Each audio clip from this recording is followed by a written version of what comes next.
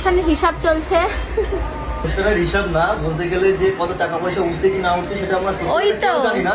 মানে আমাদের অনুষ্ঠান কত টাকা উঠেছে ওরা কেউ জানে না। এখন মনে পড়লো যে আজকে অনুষ্ঠান একটু হিসাব করতে বসি, তো এখন এই যে তিন বন্ধু বসেছে হিসাব করতে। আজকে হচ্ছে নীল পুজো। হৃদয় নিয়ে এসছে আমাদের জন্য এই যে এটা বিচ্ছিরি খেতে। আর আমি ঘুম থেকে উঠেই স্নান কমপ্লিট করে নিয়েছি, আর হাজরায় যাওয়ার জন্য এখানে প্রস্তুতি চলছে। দেখো সবাই যে যার জিনিসপত্র রেডি করছে।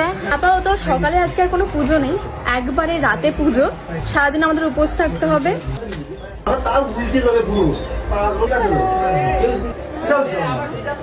কত টাকা উঠেছে? অনুষ্ঠান হবে তো ভালোভাবে?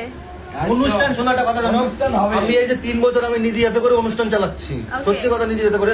আমার হাতে কোথা থেকে টাকা আসে কোথা থেকে টাকা যায় আমি নিজেও জানি না, কারণ এটা পুরো সম্পূর্ণ মহাদেবের হাতে। উনি কোন জায়গা থেকে টাকা তুলে দেয়, কোন জায়গা থেকে আমাদের অনুষ্ঠান হয় কিন্তু আমাদের হয়ে যায় সম্পূর্ণ।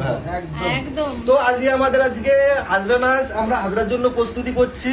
আর অনেক টিমকে নিমন্ত্রণ করেছি, আর অনেক টিম আছে আমরা জানি না, নিমন্ত্রণ করতে পারিনি। তো তারা যদি আমাদের ভিডিও দেখে থাকো, অবশ্যই আমাদের লক্ষ্মীপুর স্কুল মাঠে নাচতে আসো, আমার সঙ্গে দেখা করো, আমি অবশ্যই তোমাদের নাচাবো। তো সবাই অবশ্যই এসো আমাদের হাজরা নাচ, নীল পুজো, চড়ক পুজো সব দেখতে।